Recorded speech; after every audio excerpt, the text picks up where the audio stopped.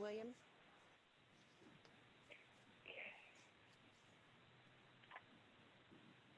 Are you ready for me? Hold on. Okay.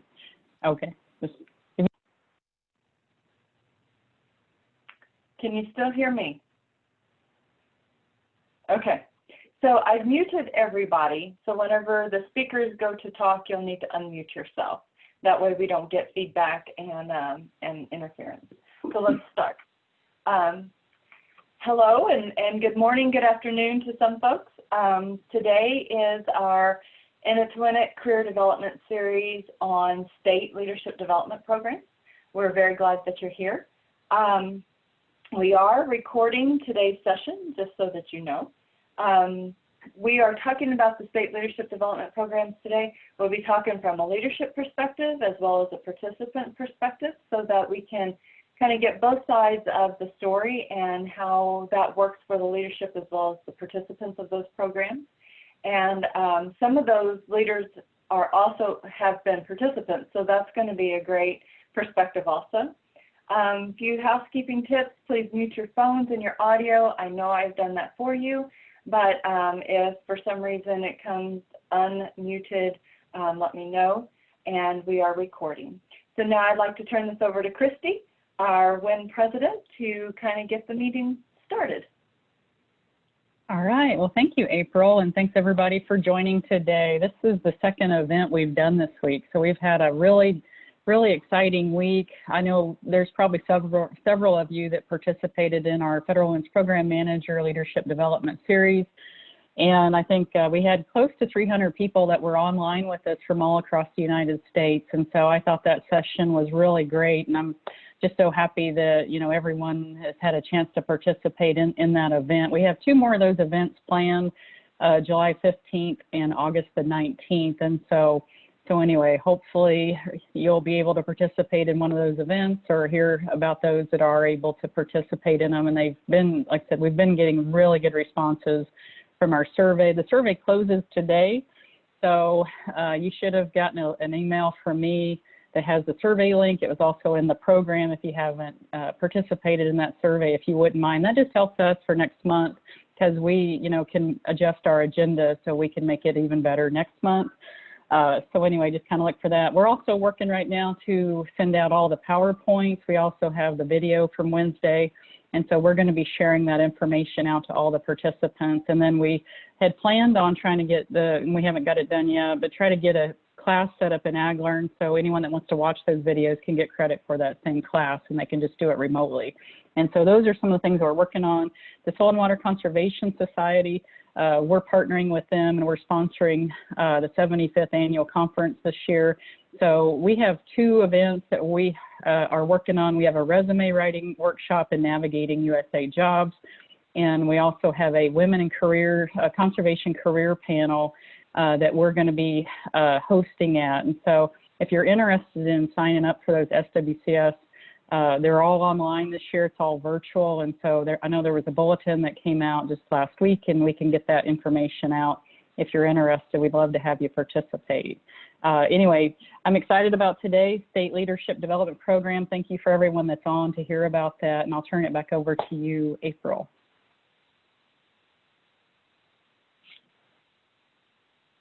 Thank you, Christy.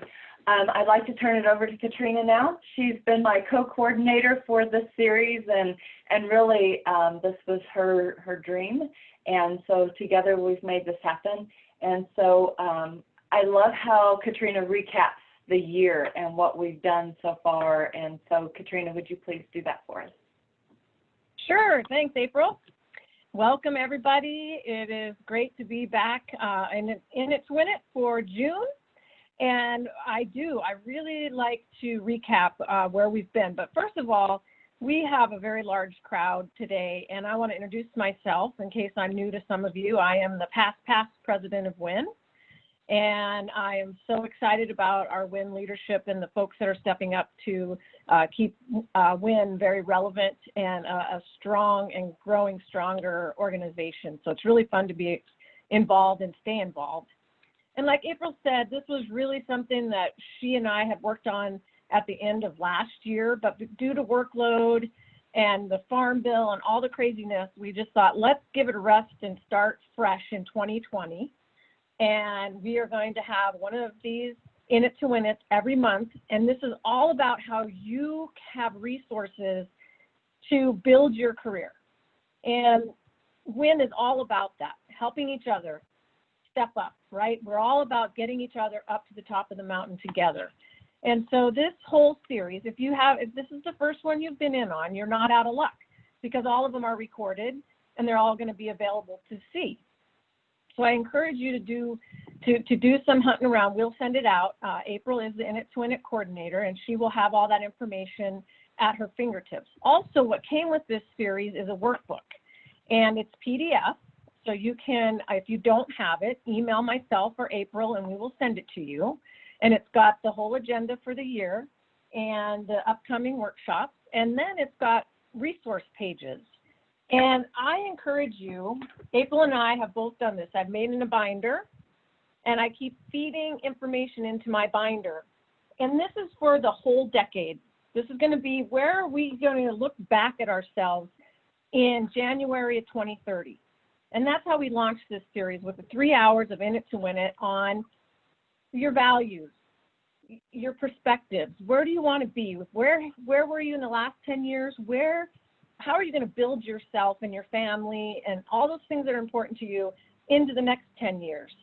So there's some valuable information in that workbook that will let you go through some exercises to explore some of that information that we got at the beginning of this career series. Then I wanted to do the overall structure of NRCS. What does NRCS look like? We're big. We have a lot of things going on, and there might be some areas in NRCS that you might be interested in that you didn't know about. So it was great. We had Kevin Norton on, the associate chief, and he really helped us see the organization as a whole. We had a lot of other department or division leaders describe their divisions and what job series and whatnot are in there. So I encourage you to go back and look at that. Then we went into the Senior Executive Service. And what is that? If you really want to achieve that, what do you need to lay on the ground to get you there?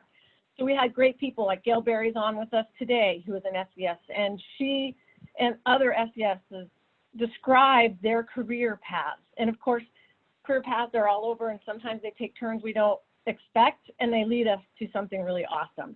So I encourage you to listen to that one. Then last month, we went to the Strategic Leadership Development Program. I am currently in that, and so is Jeanne, who is also a regional rep for WIN, and we are both in that series. And there's other folks on here in WIN that are also in that series. And so what does it take you have to apply, and there's a certain application process, and Gayle went through that with us, and so did some of the other senior execs, to say, this is what you can plan for maybe 10 years from now, maybe 5 years from now, maybe next year you'll want to apply for it. And the exciting news is now GS-12s will be able to apply for that leadership development. It's almost a year-long adventure. So we did that last month. Now this month, we're taking it down to your state leadership development programs. And that's what's important for today's discussion. Next week will be human resources. We're going to go also into how to navigate through USA Jobs later on. We're going to talk about the importance of interviewing, the importance of building a strong resume. So we got a lot left in this year to give you to help you build your decade. And with that, I will go ahead and wrap up my comments and turn it back to April. Thank you, Katrina. So we're going to go ahead and get started with our program. First up is Gayle Barry. She's the Special Assistant to the State Conservationist in California. Gayle has a lot of experience with the agency and a lot of experience with the state leadership development programs. And so she's going to give us kind of a history and kind of talk to us about where this is all started. Let me share my screen. Okay, that should be sharing. Thank you. Hey, April, this is Katrina. Can I just add one thing real quick, Gayle? Mm-hmm. Yeah, I think April sent out resource sheets. So as you're hearing these folks give you the information, please take notes on those resource sheets. I should have said more about that. Thanks, Gayle. Sure. Thank you for saying that. So good morning, everybody. My name is Gayle Barry, and I'm just really happy to be here with you today. Because I'm a very seasoned NRCS person, and I've been in many, many positions in the agency, I kind of get to talk about the history a lot, which really excites me because in order to know where we're going, it's helpful to know where we've been so that we don't repeat the mistakes of the past and that we can build upon the past. So I want to talk to you a little bit about the agency's thinking about leadership development in NRCS. And this can change any minute. We have great dynamic leaders in the national office right now at the senior helm, and I'm just really excited about what they're doing. So let me get started a little bit, next slide, on kind of the structure. When I was deputy chief for management and some of the conversations around like the employee development board. So we have a board that runs the training of the agency and thinks about where we want to go. So we have several state conservationists from all the regions. Casey's on that, Casey Taylor. We have a state level resource conservationists.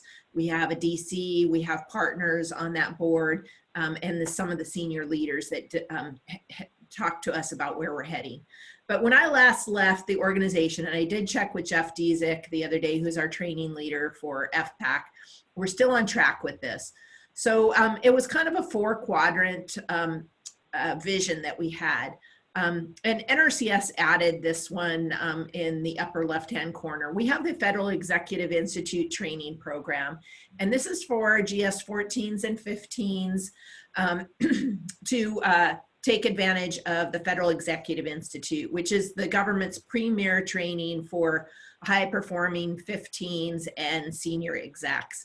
For a long time in the agency, we're only sending people when they got to be senior execs because it's very, very expensive. It's $20,000 per person. It's probably more now. And so it's a big investment, but I love the thing we love about that course. And I think, maybe Karen or Astrid, our most recent attendees, talk to you a little bit about that. It balances your work life and your health with your leadership. Then we have the Strategic Leadership Development Program. I think this started in 2010. We called it the Emerging Leaders Program, and it was 2 years, and then we changed to Strategic Leaders. I think it's GS 12 now, what Katrina just said, and we've already talked about that. 2 that they're still building out. Jeff told me these are underway, and we should have these soon. So I was really excited to hear. 1 will be Tactical Leadership Development. And that's going to be at the 9 through 11, 12 level. And then there'll be a foundational leadership at the GS 5 through 9. And so these are going to be more virtual. They're going to be available to more people. I don't have a lot of details on those, but maybe as those start to roll out, we can learn more about those. There's also a lot of other things that can help you in your career. We've got a new DC course under development. Supervising for excellence is a great building block for your career. As you're thinking about how to lead, you got to know some of these management things. Next slide. So let me talk about the purpose today, state leadership development programs. So every state conservationist across the nation has full authority to stand up a state leadership development program if they so desire. And they all look different, and I would argue that that's okay. They all need to look different because a state conservationist needs to look at the people and the concerns and the resource issues in their state, and they need to make a decision about what's needed for them. Some states have a lot of very new employees. I know in California we've hired a lot of new employees, and so we need to focus a little bit more on them. But leadership development programs are basically crafted at the state level. They should take into account getting those skills in the 9 through 13 level, and it really depends on the state which grade they're going to do, so you'll need to find out what happens in your state. and they're all different. They all have different competencies they're training towards. You know, here in California, we're going to talk about more of the programs. You got a few participants on line, but we have things as basic as how to process email and get through that. And then we have a lot of philosophical discussions about diversity and equity and inclusion. So we kind of run the gamut on that. And here in California, it's a 9-month program so that we can have more people go through it. But here's all the current LDPs that I'm familiar with. And if you have one in your state, if you could email me afterwards, this was all I could really find out. But there might be some others underway. And you can see that a lot of states join together to do their LDPs because these are very expensive programs. And so they come together across a multi-state. These programs tend to be about 12 to 15 participants at any one time to allow the robust dialogue that you're going to hear about here in a minute. Next slide. So there's some SLDPs under development. I know the New England states, they're in the very, very early stages of thinking about what they might want to do. The Mid-Atlantic states, which would be Delaware, Maryland, New Jersey, and West Virginia, are also under discussion about, could they do something there. Alaska and Nevada are considering joining nearby states. So those were the ones that I was aware of, and you can tell I kind of tilt towards the West, but those are the ones I know about. Again, if you have one in your state that you know about, let me know, and we'll talk a little bit more about if you don't have one. Next slide. So LDPs are great. Like I said, okay, so we have a Pennsylvania, New Jersey joint one. Thanks, Christine Hall. So as you can see, there's a lot of great programs out there, but there's only about just a little over half then of states that have that. So what if you're not in a state that has a leadership development program? Well, it doesn't mean your boat is sunk or you're not going to get any leadership training. There's a lot of opportunity for other leadership development opportunities. Office of Personnel Management has a really robust catalog, and they have a leadership development training in there. A lot of states have state agriculture leadership development programs. I'm familiar with a few states that have really active federal executive boards, like the San Francisco Federal Executive Board. Portland, Oregon had, those just 2 states I worked in, had really active executive boards, and they have leadership development programs.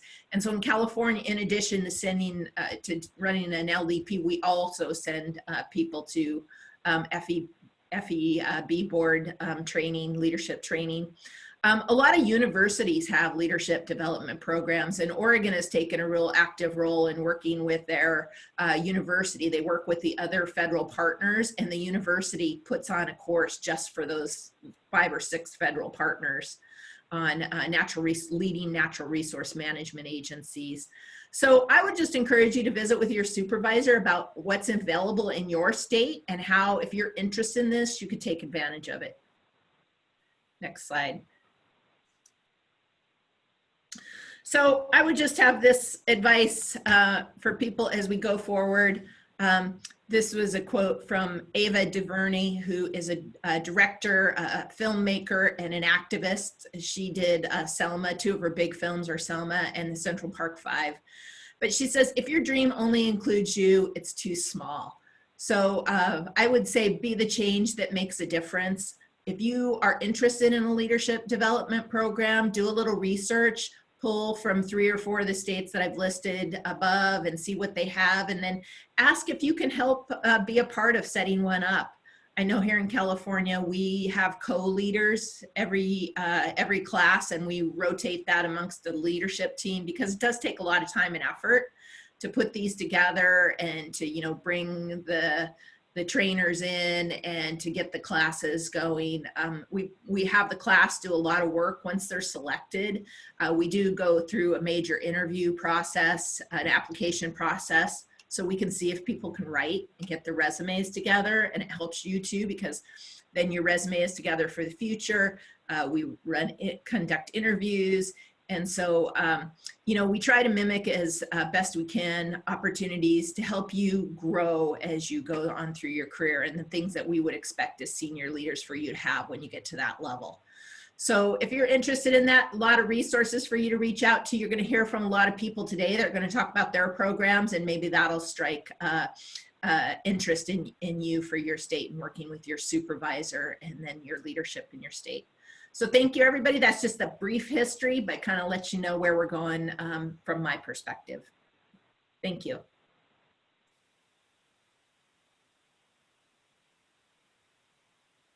Thank you, Gayle. So next we have two state conservationists. And by the way, we have two state conservationists joining us. We asked the third, and he's not feeling well. So your thoughts and prayers for Curtis Elke, and hopefully he'll feel better quickly and then be able to join us in the future for some talks. He's always been very supportive of WIN and all that we're doing here. So our two state conservationists is Mary Podoll from North Dakota and Sheldon Hightower from Tennessee. And it is Tennessee. I haven't confused that with Kentucky, right? You're correct. Tennessee, okay. there, April. Very good. I wanted to make sure. I thought so, but sometimes states, you know, multiple states are one state to me. And you're my neighbor, so I shouldn't be that way. So Mary and Sheldon are going to share with us about their state programs, their experiences with the programs, and what that means. So please take it away from there, Mary and Sheldon. Thank you, April. Good morning, good afternoon, everyone. My name is Mary Podoll, and I have the wonderful opportunity to serve as the state conservationist for North Dakota. And I can honestly say, if I had not participated in a leadership program, I probably wouldn't be here. So just a little bit about my experience. When I started back in the late 80s, there wasn't a state program where I was, and I stayed in Oklahoma for a long time. Then I went to South Dakota and just didn't have that opportunity. But what I did do was I accepted every opportunity I could. I couldn't say no, I guess. Maybe I should have, but if there was a volunteer coordinator position open, a lateral, I would try that, a civil rights position. And so I got some experience and I got to meet some others through experiences like that.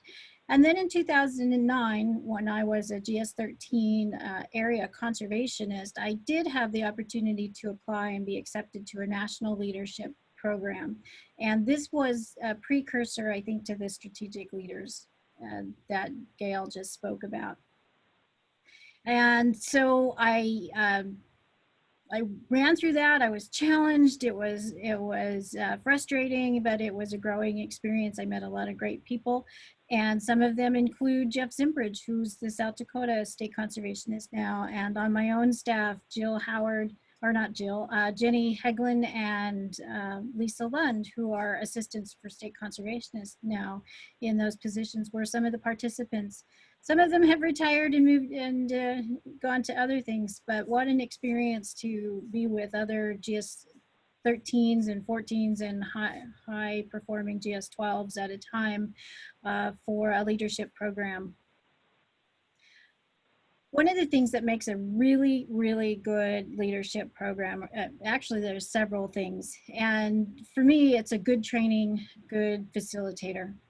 If you get just a run-of-the-mill, off-the-shelf facilitator, somebody that thinks they can do that, I think you might find that you're disappointed. So it's worth the investment for a leadership program to invest in a good facilitator and trainer. And the training program should include some components itself, and some of that includes self-growth.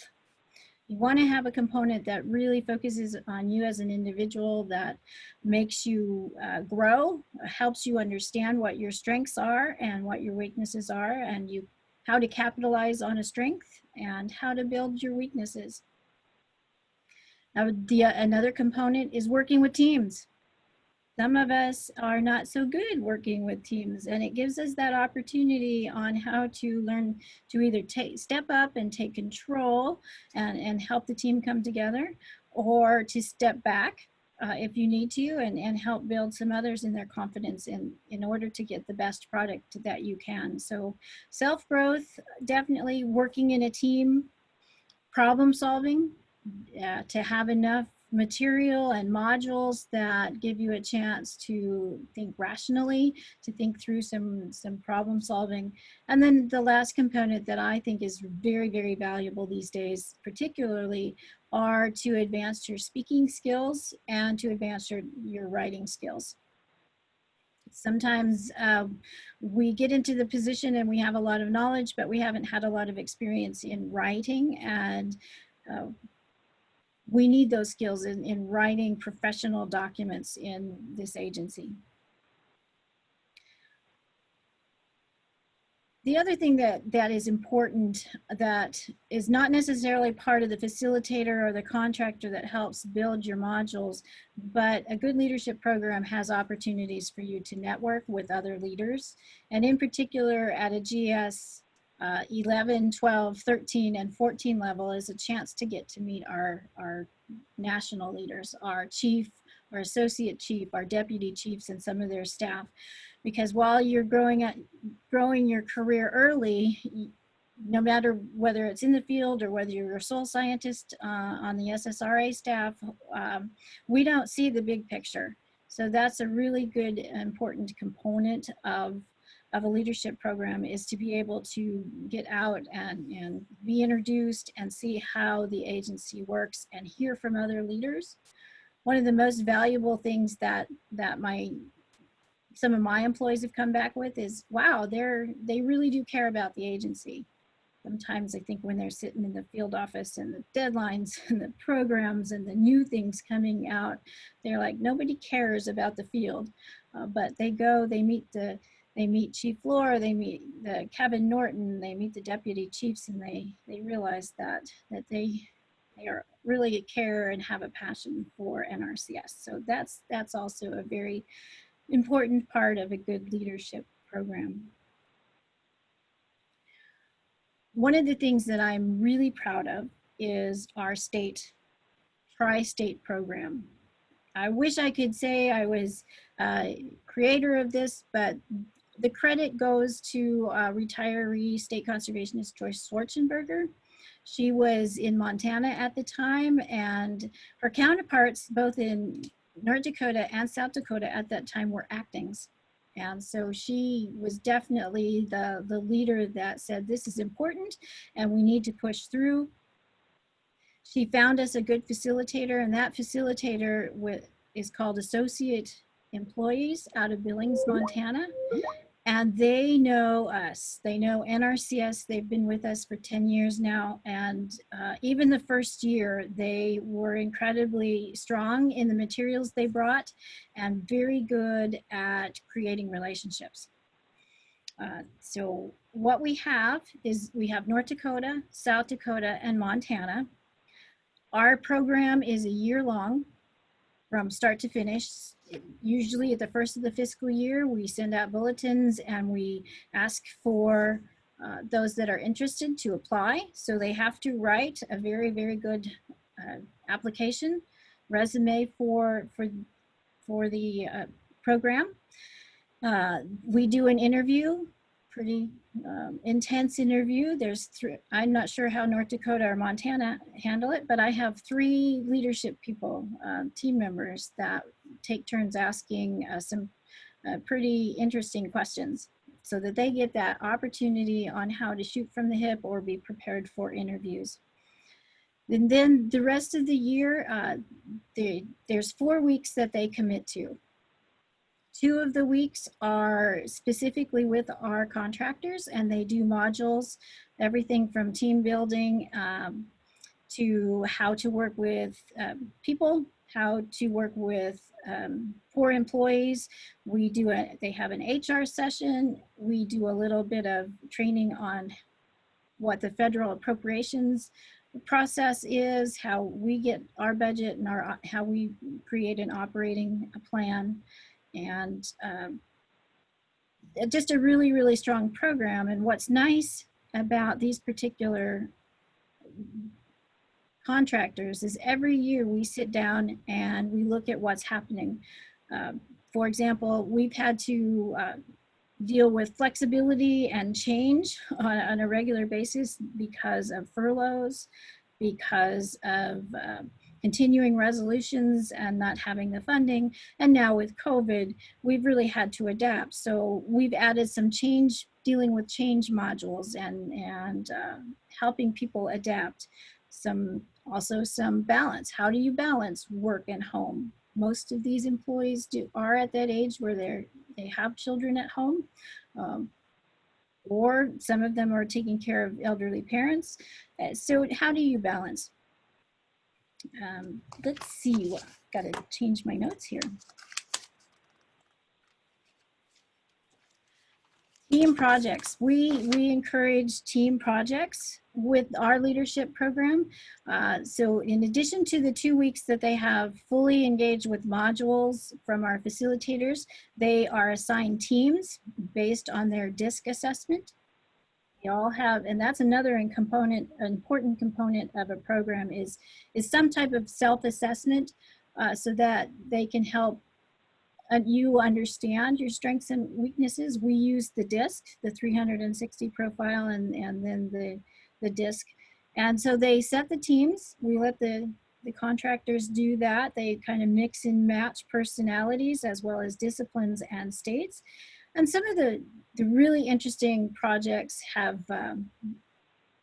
actually created some value for the states, including one team did a deep dive into the OPO when that first came out. We were asking questions like, what are they measuring? And if we aren't getting the expected measurement off the end, what are we not doing? We discovered that some of the states had different interpretations of how we recorded and responded in PRS to things like CRP or compliance. How do we document that?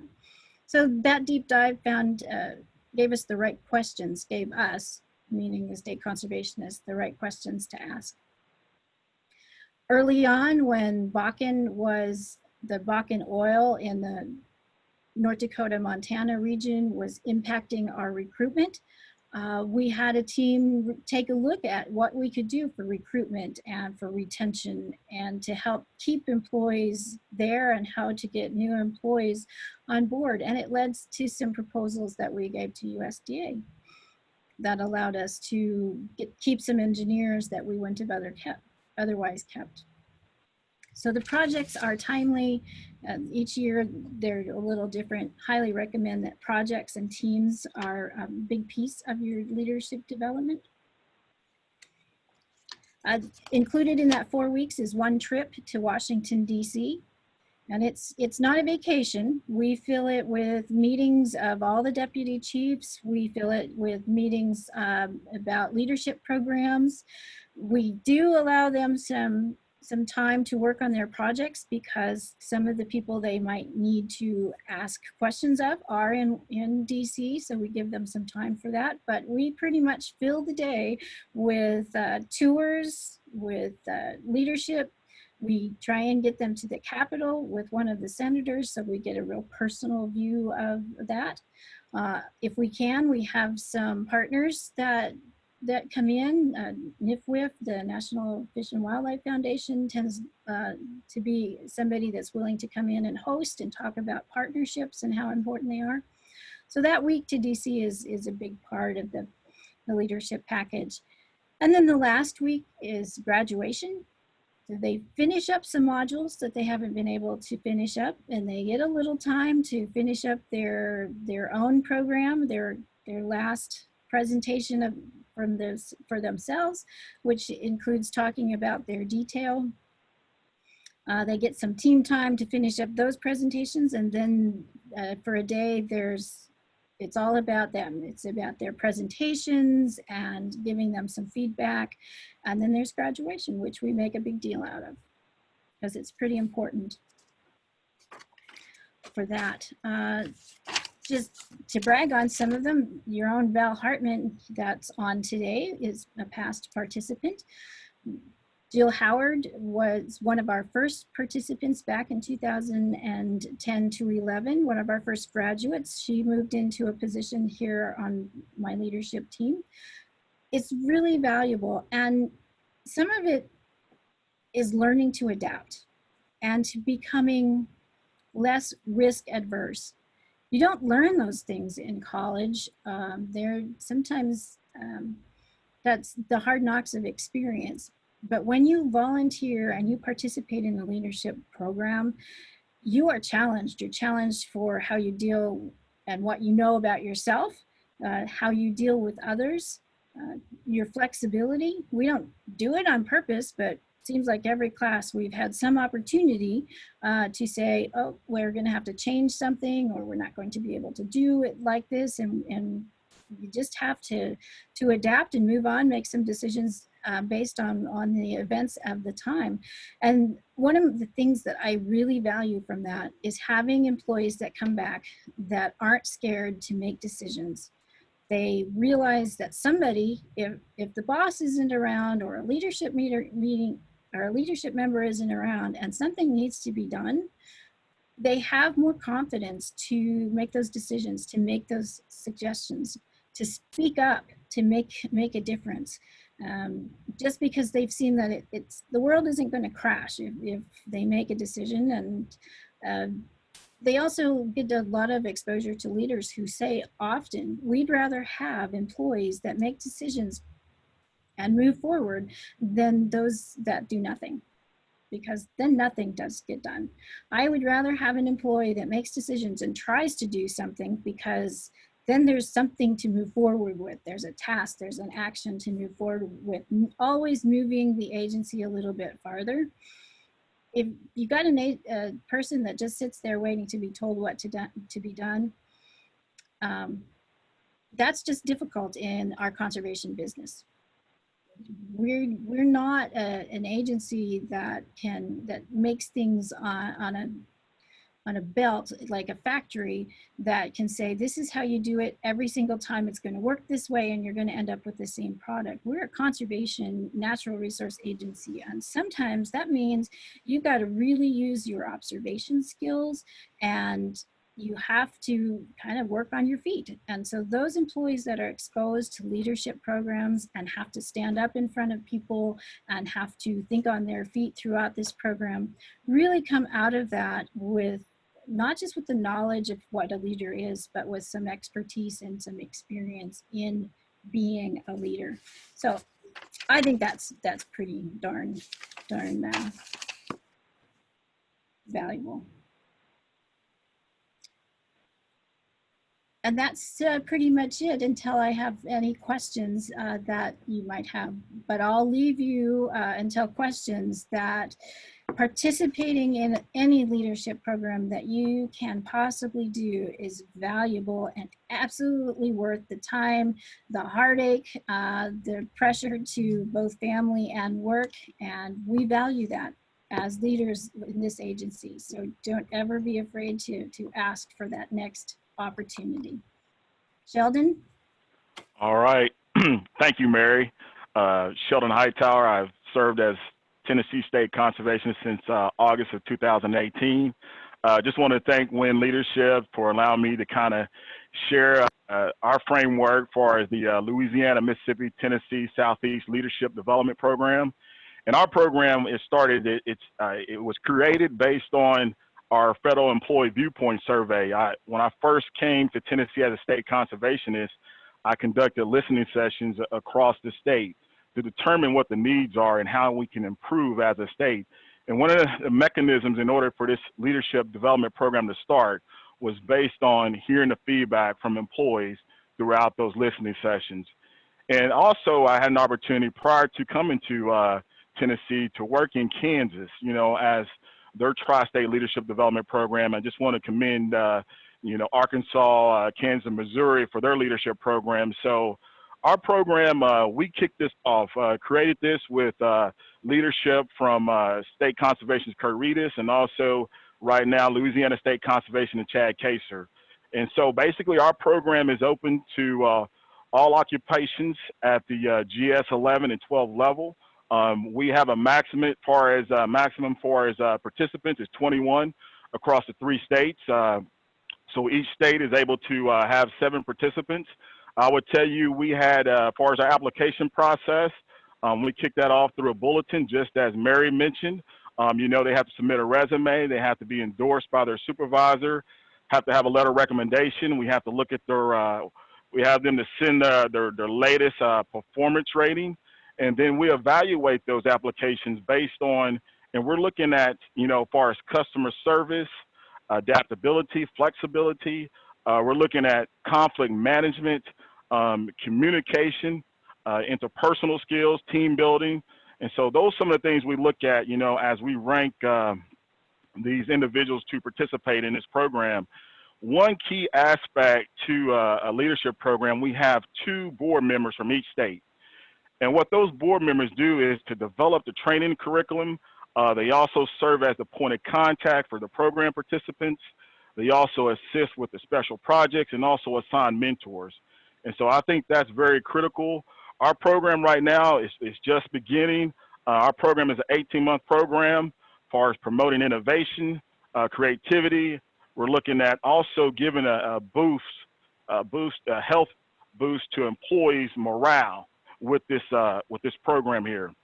So 3 objectives I will share with you as far as this program is looking at to enhance the, you know, leaders and managerial skills as far as performing in a position of greater responsibility. We also look at exposing these individuals to all levels of management to aid them in future career decision, and also they get an opportunity, as Mary said, allow state leadership to observe their skill sets. It's a way for these participants to build sponsorship as they participate in this program, and also challenge employees to undertake leadership development.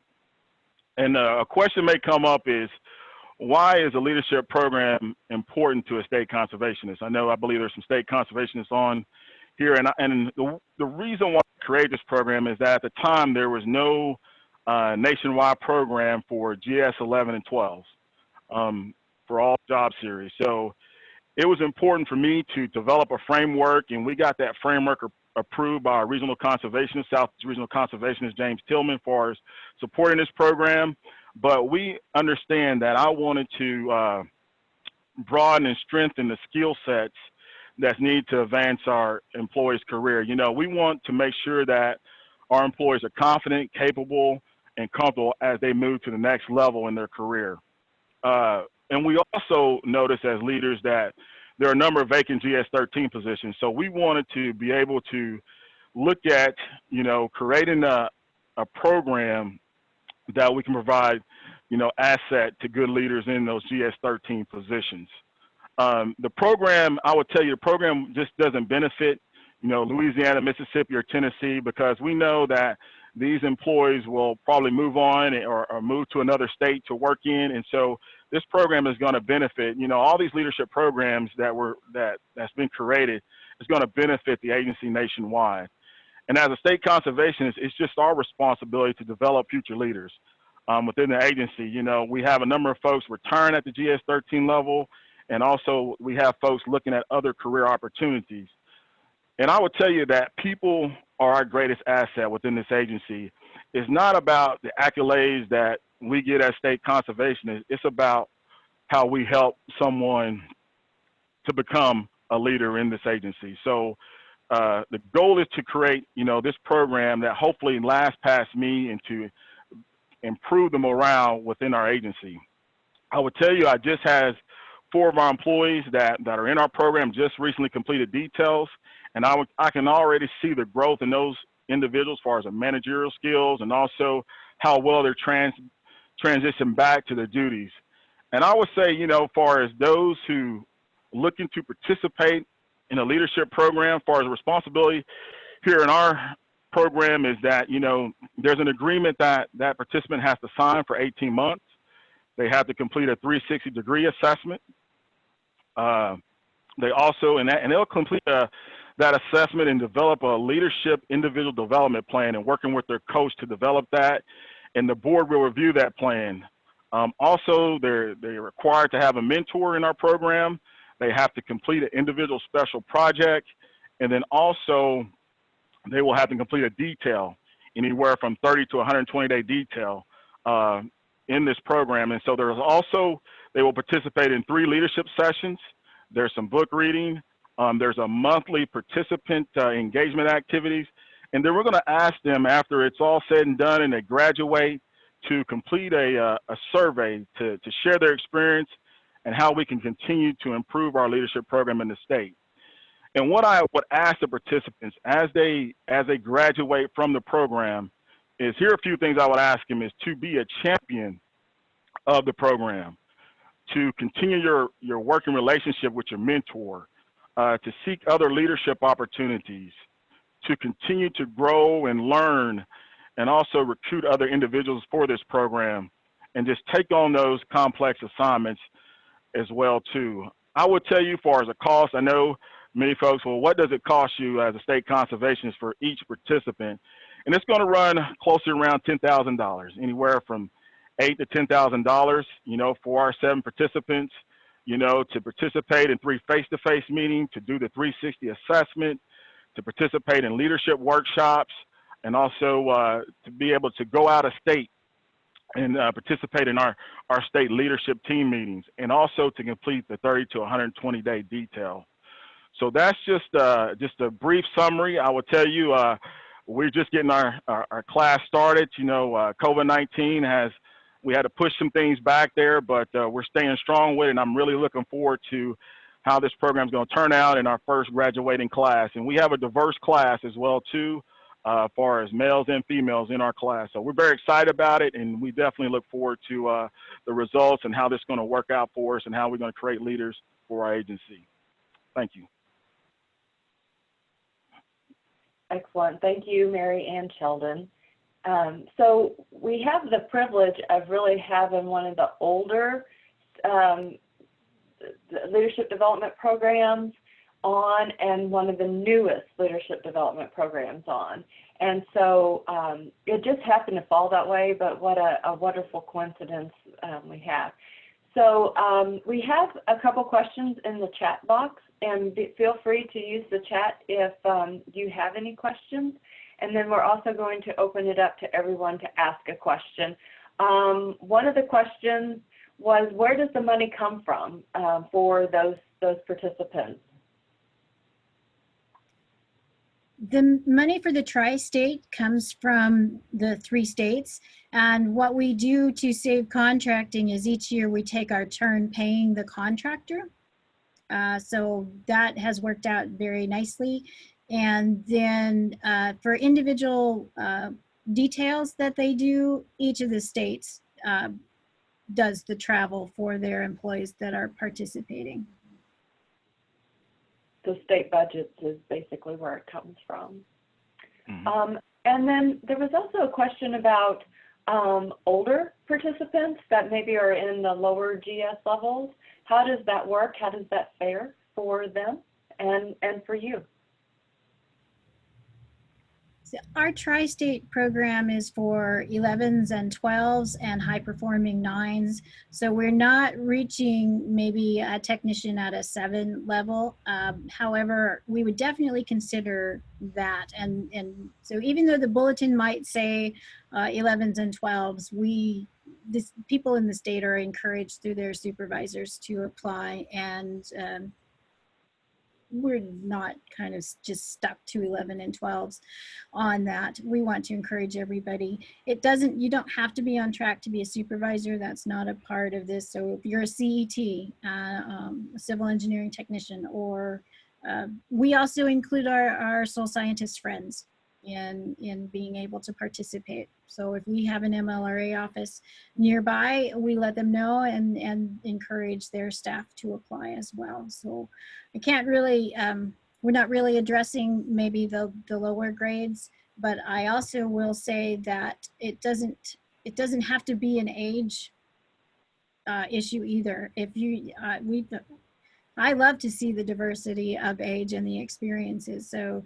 I would never turn down somebody just because, oh, they're my age, so they're probably going to retire. I value that experience, and I'm never going to assume anybody's going to retire when they're they're eligible. We've seen some great leaders come at the who stayed in a field office most of their career and then had this burst of energy and experience and said, yeah, you know, I think I'm going to stay and do something great for so bring it on.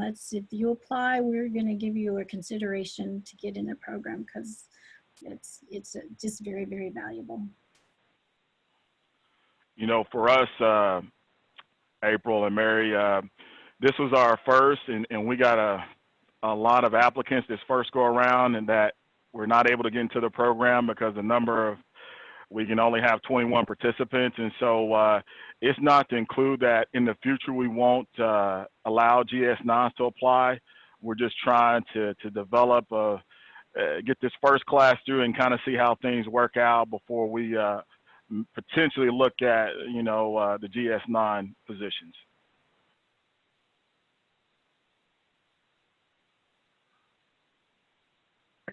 So we had a question about the 360 review, and I think Julie's going to address that whenever she talks.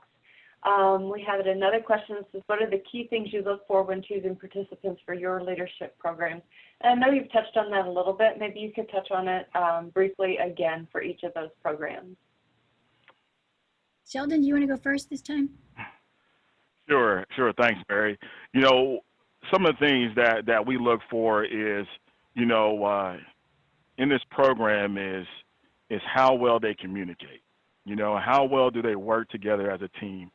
How well their strategic thinking, you know, how well they can handle conflict, you know, and also looking at their, you know, the customer service aspect as well too. So those are some of the key components that we look at, and how to adjust to change and flexibility, you know. And so those are some of the things that we look at, you know, and also how well that employee's performing. Those are some of the key aspects that we look for when we're selecting individuals for this program. Thanks, Sheldon. I agree with everything that you've just said. We truly emphasize the ability to speak well, to present yourself well. Sorry, I'm stumbling over my words. I'm not speaking well myself. There's tough competition for these positions. We do 4, maybe 5 employees a year. At the end of the day, maybe they did a terrible interview. Maybe they didn't write exactly well. But we also, program is there for them to grow. The bottom line for me at the end of the day for competition is the maturity. Are they going to take advantage of this opportunity to grow and become more comfortable speaking, more comfortable in a group, more comfortable writing, because they're going to be exposed to national leaders. And after the end of the interview, after the end of reading the resumes, if you get the feeling that they may be at the top of their career in the position they are, they may be the ones that kind of fall out. It has to do some with maturity as well. We want those that are going to participate with teams and help build the team that they're going to be a part of. So can they grow? At the end of the day, if you have that, you talk with them, can they grow? And just add to what Mary said, 2 other components that we look at is integrity and character.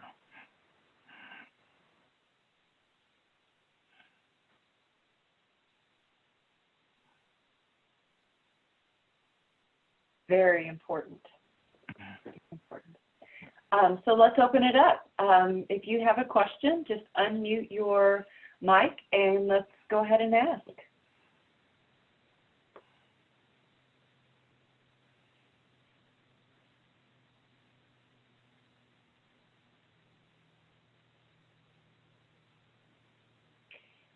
And by the way, we do have several Pathway students on the line today, several from Missouri, and I saw some from other states also. Welcome. We're very glad that you're with us.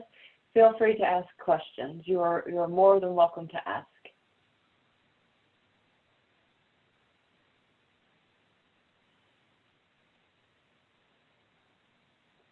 We have a quiet group.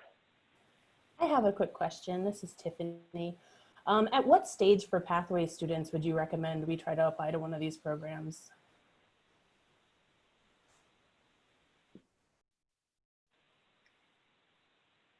Pathways, you're probably going to need to be on board full-time.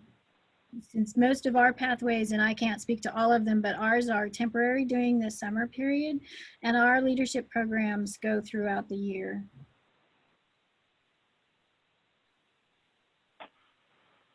Yeah, I would agree. Well, as far as pathways, and as they get ready, we got 5 that we're getting ready to convert this year, and we want to have a foundation for our pathways program. As we look at soil conservationists, some of those pathways will come in at the 7 level, but our program doesn't start till the 11 level. But we have a I guess in Tennessee, we have a training core curriculum that will help guide them and build them to grow them as an opportunity to look at a future leadership program. So we do have some things that set up for our pathways for them to be successful and look to apply for a leadership program, once they have a couple of years, under their belt.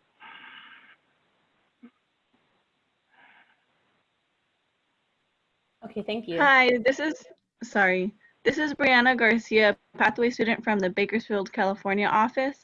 I just wanted to ask, as far as kind of a follow-up to that question as well, for a pathway student, once you begin being full-time, I'm most likely looking for the California offices. What level of GS would be recommended to start looking into the leadership program for California? Yeah. So Brianna, this is Gayle Barry in California. So we start our program at the GS9 level, but I would say that for pathways, I think, your DC, the assistant for field operations, can work with you. Amy can work with you directly on what your leadership path should be. But, we're looking more for technical proficiency at those lower levels. And then there's lots of opportunities to do other things to show your leadership development. We have a strong mentoring program in California. Would encourage you to apply for that. There are leadership classes that we would want you to become familiar with. But, and when the program comes around, like I said, in California, it's open at the 9 level. But I think Carlos and I it's very competitive, and we're looking at people who have had at least a little bit of experience in whatever job they're in, and then are looking to take that next step. So, but Amy there can help you through that. Marcos, you've got a lot of resources, and love to talk to you personally about that. Awesome, thank you. Also, a kind of a separate question, but also on the same path. I know that it was mentioned that one of the state conservationists had went through the civil rights, where you get to be a part of the group, and that's also a way to gain leadership and something that you take on as something aside. It's again not directly related to the LDP programs, but for the other pathway students listening that may gain from this. When you take on a full-time position, is that something that should be taken on right away, or do you suggest maybe a year or 2 in to get your feet wet first and the training, and then taking on those extra programs? What is that advice? I can take that on, although love to hear from Gayle and Sheldon. I highly recommend that the first year and a half that you just get as much experience in your particular field as you possibly can. Gayle hit on it when she said we focus on the technical aspect, or if you're a program analyst, we say technical, but that first year, just engage in everything you can in learning about your job. The more you know, the more confident you are. And then the lateral things that will come out, such as civil rights, being a special emphasis program manager or serving on the committee, about 1.5 years, 2 years, that way you'll have a network, you'll know some people, they'll know you. That would be my recommendation. even if you are the most highly energetic, highly knowledgeable person, I think it's a process. It's a process that allows you to get to know your job and to know the agency, and then take on those from that perspective. You'll have more of your feet on the ground, and those opportunities will come. Like I said, we're always looking for volunteer coordinators. If you don't know about the Earth Team volunteer program, that's a really good way to learn about how we get volunteers and all the great things you can do with them, and be creative and innovative with that. The Civil Rights Committee is another. As you gain some experience, you'll be able to be help with envirothons and outdoor classrooms, and I'm sure there's a whole long list of additional things. Okay, yeah, that was a great answer. I thank you very much. I actually got into hearing about the NRCS through my past mentor, Marcos Perez, got me in through the Earth Team volunteer program. So that's what I did before I became a Pathways, thanks to him. But I appreciate all the help and the information. I am looking forward to continuing after Pathways with the agency, and I'd love to talk to a few of you after. Thank you. Look forward to it. Welcome. Thanks for joining us today, Brianne. I know that was last minute, and so thank you for that. I do all want to say so, and I know Angela is online. So Angela, I'm just going to do it. I'm just going to give a teaser here. So we've been working really hard on the proficiency model. Some of you have been around a long time. Remember those paper training plans that we had? Well, we've made them electronic. They're getting ready, very close to rolling out. By very close, it's how, Angela and I and others are really busy. But on that, it's an electronic training plan, and you'll be able to, it's got, we've only done the 457, and has GS 5 through 15. And it has competencies, which are basically skills that we as an agency expect you to know at each step. And it's got both technical skills and foundational skills and leadership skills. So, that'll be an opportunity every year for you to have that really robust dialogue with your supervisor about what kind of skills you should have at each level in your career, what you should be working on, what's specific to you. Brianna, I know you come to us with a lot of experience and expertise already. So, you're not going to be in the same place as some of the other pathway students. So, that's really those individual conversations that we as leadership expect you to be having, with your supervisor and your mentors near you. Awesome, thank you. Sheldon, did you want to add anything? Yeah, sure. April, I would tell you, it was about 3 to 4 years before I took on the collateral duty as the Black Emphasis Program Manager. I wanted to make sure that I was proficient in my current duties as a soil conservation or district conservationist. And after that, once I finished up with the, as far as Black Emphasis Program Manager, when I moved to New York, I served as chair of the Civil Rights Advisory Committee. I was a GS-13 at that time, assistant for field operations. And so I took on that chair responsibility. And then from there, when I came to, from a state office, as far as the state conservationist, I had an opportunity to serve at the national level on the National Civil Rights Advisory Committee to the chief as the Black male representative. So I waited to take on those collateral duties. This is just me talking until I was really proficient in my current role as whether it's assistant state conservationist or district conservationist. But those collateral duties were very helpful and definitely helped me with my career development. Very good information. Thank you. So now it's time to move to our participants' perspectives. And so we have joining us today Jeanne Hamilton from North Dakota, Val Hartman from North Dakota, Katherine Burse, I believe you're in Tennessee, right? Good, okay. Heidi Ramsey, I think she's in New Jersey, and Julie Elliott. I can't remember where you are, Julie, I'm sorry.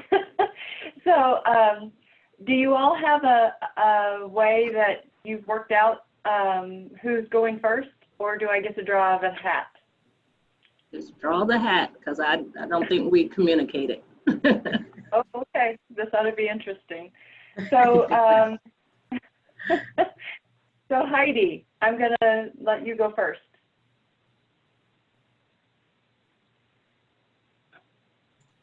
All right, well, thank you, April. I'm Heidi Ramsey. I'm currently serving as, can you hear me? Are you able to? Okay, thanks. I'm Heidi Ramsey. I'm currently serving as a district conservationist in central Massachusetts, which is about 60 miles west of Boston. I wanted to wish everybody a happy Juneteenth today, and also thank the WIN committee for letting me share about my LDP experience.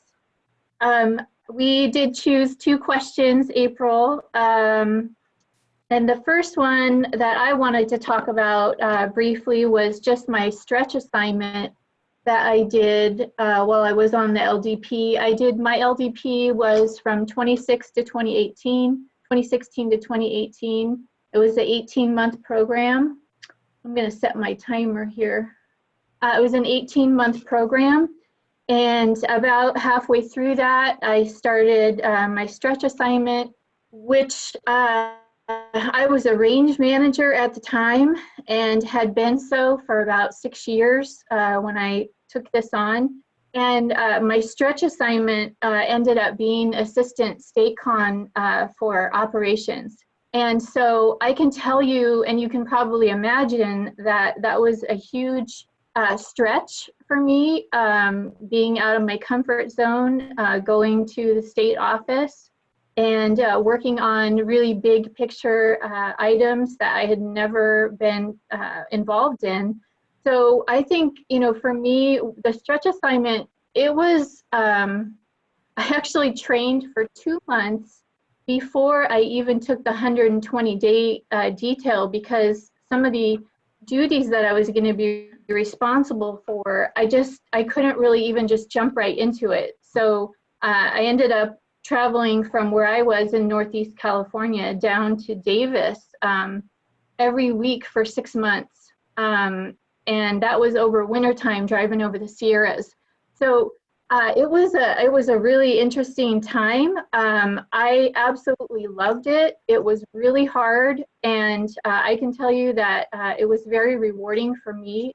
Just meeting so many different people across the state, getting to interact with leadership, and really just starting to understand a little bit more about how our agency works. And I say from the bottom up to the top down. And so that really just gave me sort of a bigger picture of how everything works. And, I got to network with a lot of people.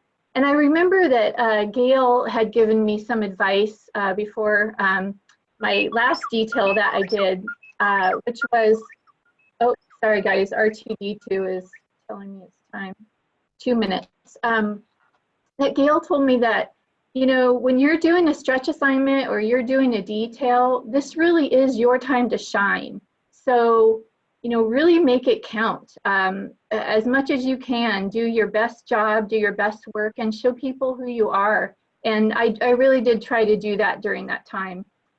So it was a phenomenal experience, and I appreciate that. I'm very grateful for that opportunity. And then the next question I wanted to cover was really why I decided to apply for LDP. And we gave responses to April on all of 12 different questions, and we sent those to her. So our responses are all there. And my response I'll give you right now is a little bit different than what I wrote down, because I actually remembered something that was pretty critical in why I decided to apply for the LDP. I think that I had some of probably the typical reasons for applying, which was I was hoping that it would help me in my career. I was hoping that I was going to be able to gain some soft skills that I really wasn't otherwise able to get in some of our other trainings, which are really highly technical. And so I did it for all of those reasons. I was really looking to grow, and I had come in a similar way. It's interesting hearing other people's stories, because I actually did, I was on the Civil Rights Committee for 3 years. I was an area rep, and then I was the vice chair, and then the chair in California. And I think I'd already gotten that, maybe that little taste of leadership, and I really liked it. And so when the leadership development program was announced, I was really excited about it, except for one thing. There was a trip to Washington, D.C. that we were going to take. And I can tell you that at that point, when I found that out, I hadn't flown in 22 years. And it had become a phobia. And it really, in a lot of ways, it really controlled my life. And so in the back of my mind, here's me wanting to, apply for this LDP program, knowing that somehow, some way, I was going to have to get myself to Washington, D.C. And I can't tell you how terrified I was of that. And I really, at that time, I made a decision that, I wasn't going to let that phobia control the rest of my life.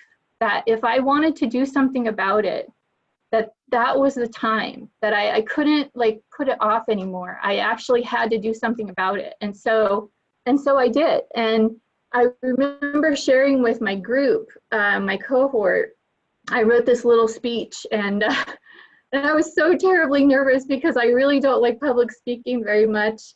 But I shared with them, one of the main reasons that I wanted to join the LDP was to really get past that.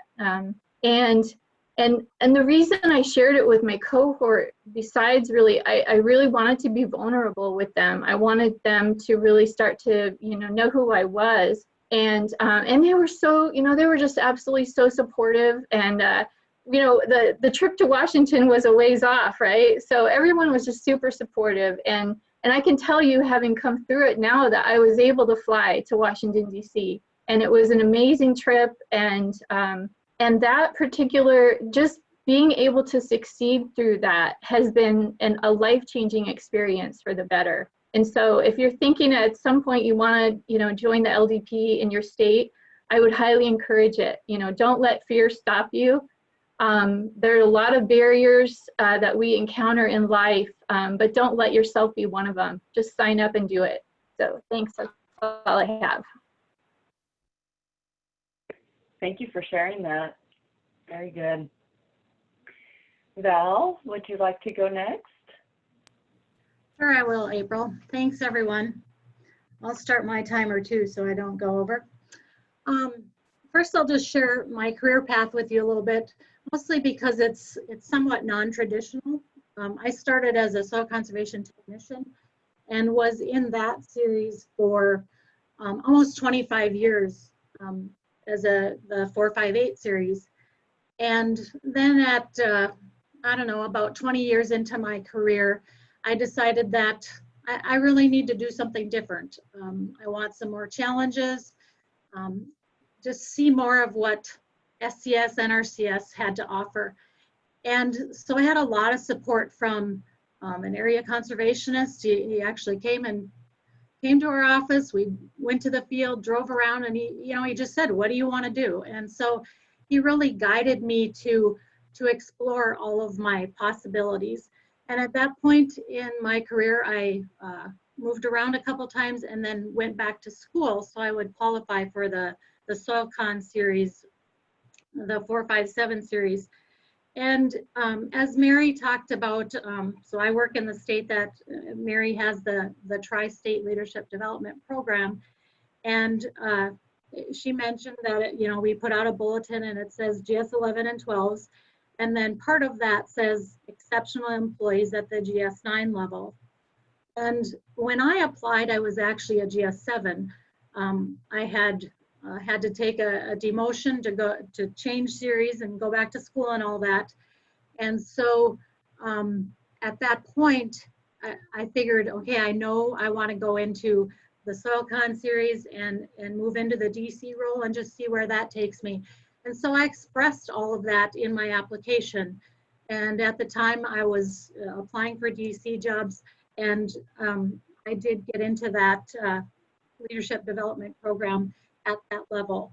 And so I think, you know, in so many cases, our leadership is looking to develop our employees. And if you're wanting to do things and work hard and make our agency the best that you can, they're going to grab a hold of those people and really try to develop them. So I would say don't ever hold yourself back and just say, not for me.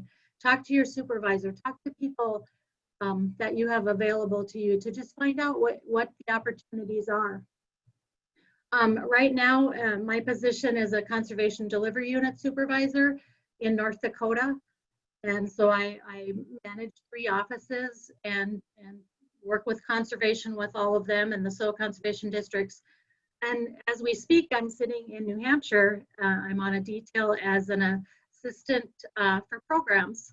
And so that is a big challenge for me, a great opportunity, and I'm just in my 2nd week. One thing I will share with you is when our first day, our first morning of the leadership development program, you really don't know what you're going to expect. You have an agenda, and they say, okay, we're going to give you a topic and you have to talk for 5 minutes. And I'm like, oh my gosh, you know, there's 15 of us plus the instructors and, you know, different leadership people and whatever. And so I'm like, what is my topic going to be? And my topic is football. I'm like, oh my, I don't watch football on TV. I sat through some of my son's football games because you're a mom and you do that.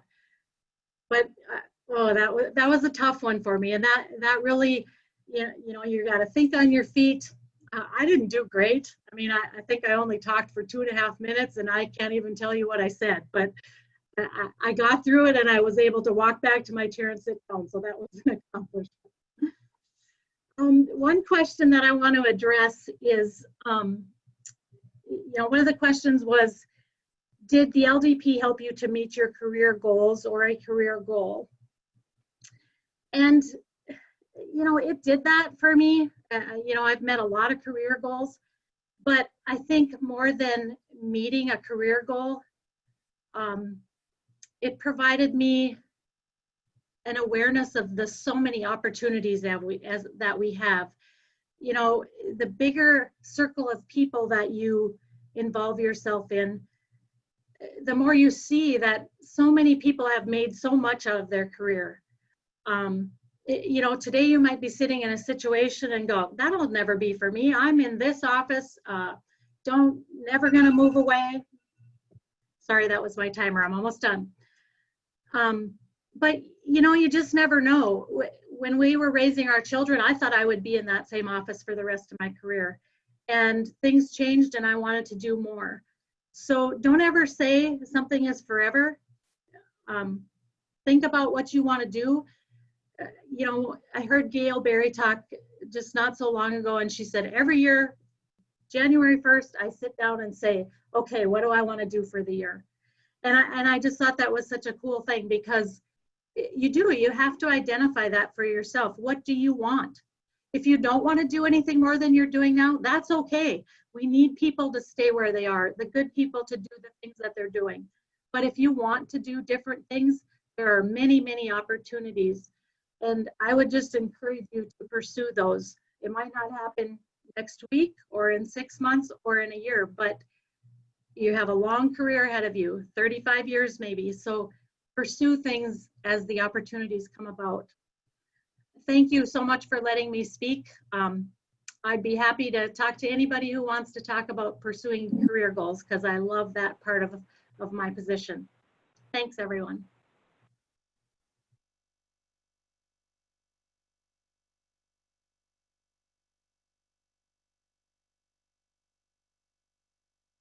Thanks, Val. Katherine, would you like to go next? Absolutely. Thanks so much for having me on this afternoon. Good afternoon, everyone. My name is Katherine Burse, and I am the State Public Affairs Officer in Nashville, Tennessee. I've been out here for about 4 years now. And prior to that, I lived in Denver, Colorado. So I want to spend a few minutes talking to you guys about my experience with the Leadership Development Program out in Colorado. I'm not going to talk about the one within the agency. I'll talk about the Colorado Department of Agriculture's Leadership Development Program, which is a different spin because I believe you can find leadership opportunities in every aspect of your life. Through the Colorado Agricultural Leadership Development Program, it was strongly supported by NRCS. The Department of Agriculture was a 501c3 program, and so the cost to get into that program was $3,500. And so NRCS funded $1,500 of that, and I had to fund $2,000. And I couldn't pay the $2,000 out of my pocket. So my first stretch assignment was to fundraise the additional $2,000 to get into the program. And you had to raise this money before you got accepted into the program. So me not having fundraising experience, that was quite the challenge for me to do, but I did make it happen. And to even get admitted to the program, I tell you, it was like applying to Harvard University. Now, I've never applied to Harvard University, so I have no idea what that's like to apply, but I can only imagine it going something like this because this is the application process. So the application was 12 pages long. On that application, I had to provide my professional and personal contact information, including questions about my citizenship and if I was ever convicted of a felony. I also had to supply my education, my occupational experience, my agricultural production experience, my agribusiness work experience, non-agricultural work experience, my organization and community experience, my personal interests. I had an essay section where they asked me 5 questions about my knowledge of the current issues that are facing the agricultural community, why I wanted to participate in the program, how I plan to use the knowledge that was gained from the program, and what role did I see the program playing in the future of agriculture, and why should they choose me as a participant. I also had to sign an agreement form and also had to provide 3 references, and they had to complete an assessment of my ability to complete the program. And if I was married, I had to have my spouse sign a form that consented to my participation in the program. And as if that was not enough, I then had to, once I passed that phase and got accepted, I would have to go through a formal interview process where there were 9 board members sitting around the table, and each one by one asking me an ag-related question and my fitness for that program. So needless to say, over 100 and I think it was like 120 applicants, 29 of us got selected to participate in that program, and I was one of them. And I have to say that that was the most eye-opening experience for me. And I had the best experience through that program. We had the opportunity to travel around the state of Colorado to just get different views of the landscape of Colorado and see what producers were doing at different corners of the state. We did a trip to New Orleans where we looked at cotton and rice production there.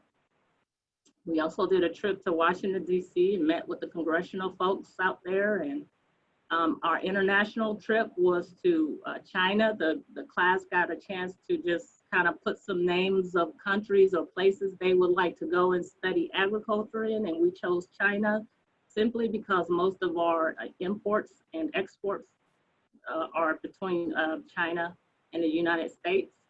And we also got to tour a slaughterhouse, which if none of you have ever visited a slaughterhouse, I highly recommend anybody working in ag, anybody period, who eats meat should actually go to a slaughterhouse. It's quite the experience. But I got to say, throughout the whole program, the networking aspect, and just because when we traveled across the state or international, we would get paired up and we would have to room with others. So I would have a different roommate every trip. So it gives you the opportunity to learn about that person and just kind of exchange ideas and get their experiences and just grow together through the program. And at the end of the program, we had to do a project. We had to submit a proposal for our project. And my project was to, because I work in public affairs, I wanted to continue, because typically when you go through a program, you kind of lose contact with people. There are a few people you take with you along the way, others you lose. But I wanted to create like an online directory and a hard copy directory that pretty much gave an overview of what the participant does in their career, have a summary in this directory, as well as their contact information, so that this directory will grow and grow and grow, so that people could later on, as they go through life, turn back and say, oh, this person does that. So let me reach out to that person to get advice or to get a referral or ask them a question about whatever it is that you need to contact them for. So overall, great leadership program. It was well worth the investment. Met great people along the way, still keep in contact with a lot of them to this day. So I just would like to suggest for anyone who wants to participate in a leadership development program, whether it be through this agency or even through your community, I strongly suggest it. Thank you so much. Thank you, Catherine. Julie, would you like to go next, please? Sure. My video is frozen on my end, so hopefully it's not just frozen on that end too. Yeah, I'm Julie Elliott. I am in Colorado. Catherine, it's nice to see you again after 4 years. I didn't realize it was that long. Anyway, I'm in Northeast Colorado. I am a liaison management specialist. I grew up in Eastern Colorado. I started my career in kind of central Eastern Colorado next to Kansas, and then moved up here where I'm across the border from northern Kansas, Nebraska. And I'm we were called multi-county range specialist, and now Colorado's gone to the resource team model, so I'm a multi-resource team range specialist. And I participated in the Leadership Development Program, the inaugural course of the Leadership Development Program between Colorado, New Mexico, and Oklahoma. And I thought, since a question came up about the 360-degree assessment, and to me that was one of the more valuable things, I would just talk about the 360-degree assessment. So it was something that was done after acceptance into the program, and we had to identify people that worked under us if we were a supervisor. And at that time, I happened to be the acting district conservationist. I was that before I got into the LDP, so I had the people that were in that office I was working in do it. Then you were also supposed to have your supervisor fill out a questionnaire, and then so there's supervisor, and then if there's anybody on the outside, other people that you're in contact with, so working with through civic groups or other things that you're involved in, and it's a long questionnaire. It's a really long questionnaire, and I think I had 9 or 10 people that did it. Everybody I asked did the questionnaire, and it was incredibly enlightening to me, because the way I perceive myself and the way others perceive me was entirely different. And lucky for me, I perceive myself at a lower level than other people perceive me. So it was really a morale booster and a confidence booster for me to find out that others see me in a better light than I saw me, or had more confidence in me than I had in myself. And that just really, that boosted my confidence in myself. That I then took that on. If others see me in this confident way, then I need to see myself in that confident manner as well.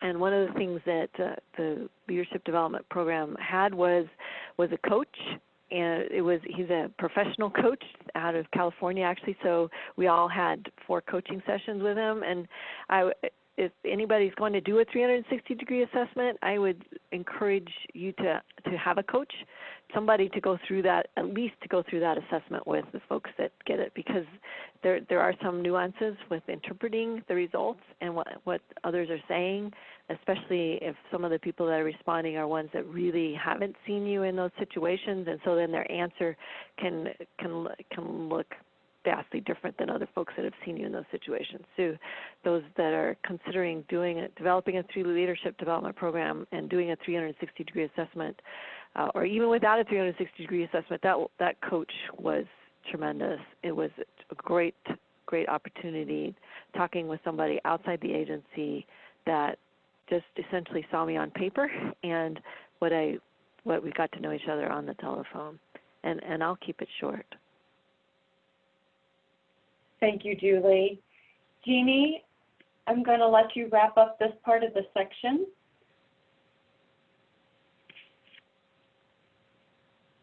And all right. Well, I know we're running over time, so I will. Oh, sorry. Go ahead, April. You're fine. I just wanted to say we will take some questions. Yeah, we're close on time, but there's so much good information that this usually happens. So take your liberties, and we'll have questions after. Okay. Well, my name is Jeanne Hamilton, and I am an assistant state conservationist for field operations in Pierre, South Dakota. I came up the normal career path. I started as a pathway student right out of high school, stayed with that program all through college, and then have been full-time with NRCS ever since then.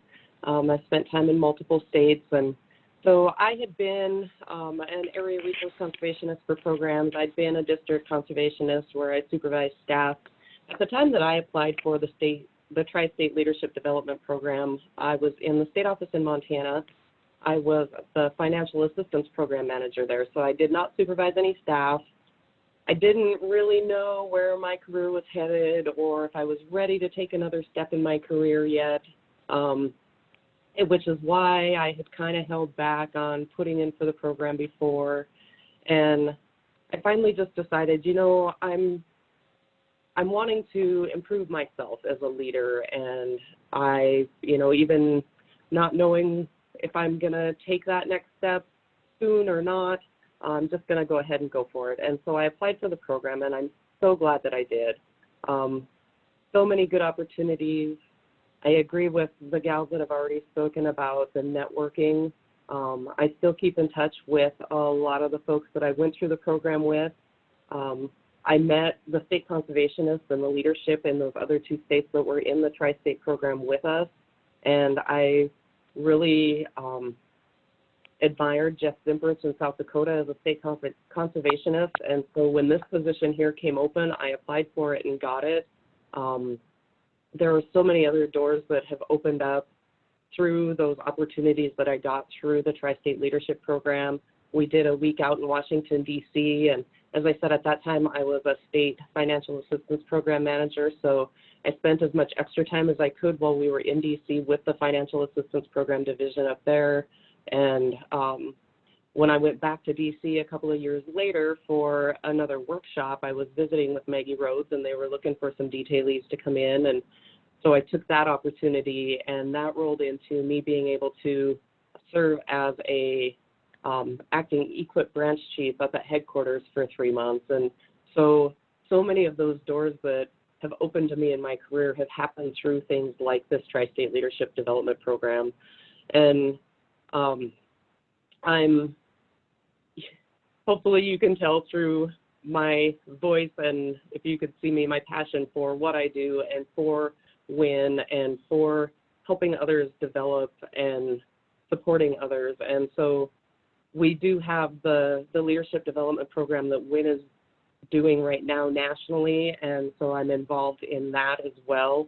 And I'm also currently a participant in the National Strategic Leadership Development Program, and so excited about all of those opportunities and the interaction that I'm getting to have with so many folks across the United States through those different programs.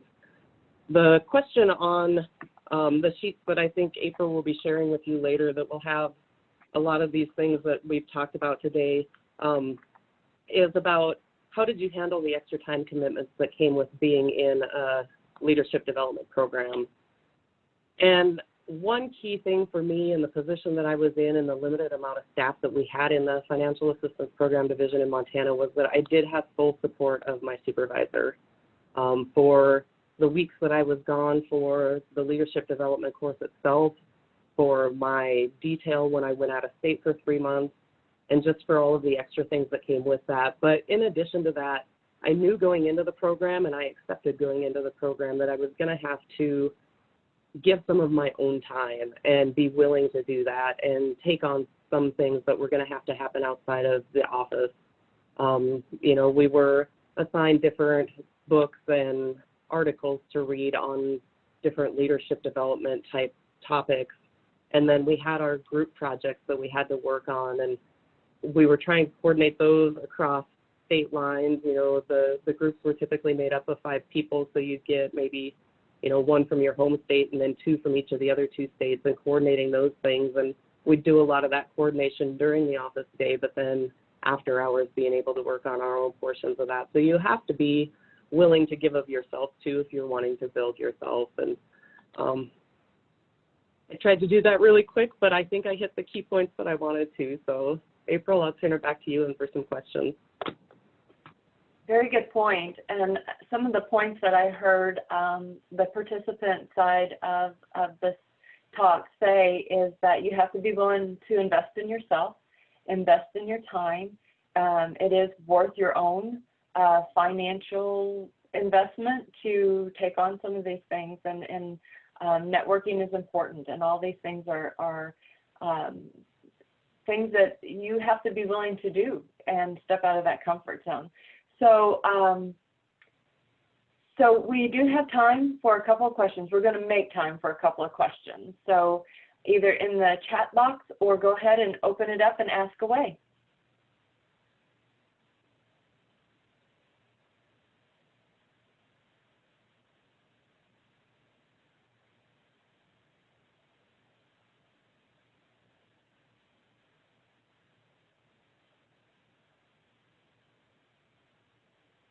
I hope this doesn't mean that people are tapping their toe wanting to get done.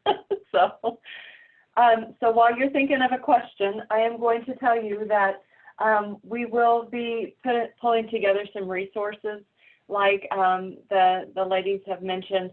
They have been asked several questions, some of which they answered today, and I will pull all of those questions into a resource with all of their answers so that you can have that available to you to see what the various folks have said, and that you can glean from their wisdom.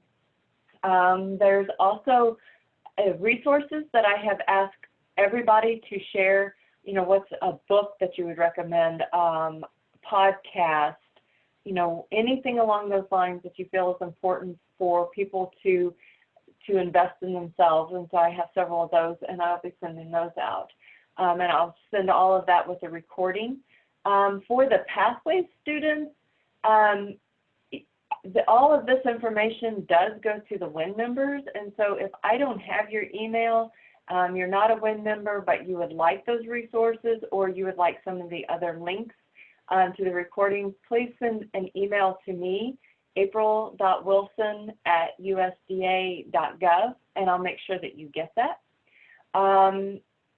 Is there any questions that anybody else wants to answer or ask? April, do you want to, we've got several new pathways on. Do you want to cover how pathways can join? Yes. So when, and you're speaking to WIN, is that correct, Gayle? Yes, ma'am. Okay. So WIN does have student membership. You can go to our WIN website, and I believe it's winnrcs.org, and you can navigate there to become a member.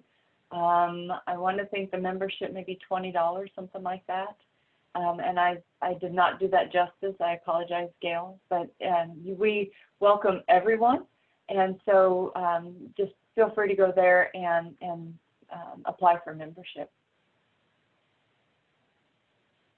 Okay, so Katrina, do you have anything that you want to wrap up with?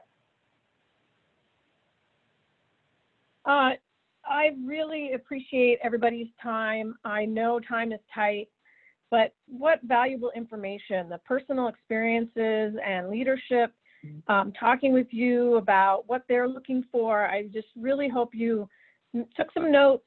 You're going to be looking at the decade in front of you, and go back to the other resources if you haven't seen them. Also look forward to next month's HR discussion, and we'll send out more information the closer we get to that in it to win it. And I think that's all I have, April. Wonderful. Thank you, Katrina. And I really appreciate and enjoy working with Katrina on these. It's been a great experience. And I want all of you guys to think about these kind of leadership experiences also being very valuable to your leadership development. So working on committees within organizations, participating in organizations is very valuable. So with that, if there's no other questions, no other comments, I don't know if Christy had to jump off. She may be off by now.